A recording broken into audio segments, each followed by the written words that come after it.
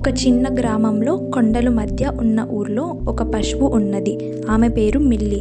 Milli అందమైన గొంతుతో ప్రసిద్ధి చెందింది. ప్రతి ఉదయం సూర్యుడు ఉదయించగానే ఆమె మెలోడీ వంటివి గోవుగా మోగుతుండేది. గ్రామంలో ఆ పాటను అందరూ ప్రేమించేవారు. పక్షులు కూడా ఆమె పాట వినేందుకు ఆగిపోతుండేవి. ఒకరోజు గ్రామంలో పెద్ద సమస్య వచ్చింది. ఒక శబ్దమైన యంత్రం అడవిని కోయడానికి నిర్మించబడింది. ఆ శబ్దం గ్రామానికి చాలా ఇబ్బంది కలిగించింది. గ్రామస్తులు మరియు జంతువులు కుంగిపోయారు. కానీ మిల్లీ సంతోషంగా ఉండే పశువు దానికి సమాధానం ఇచ్చింది.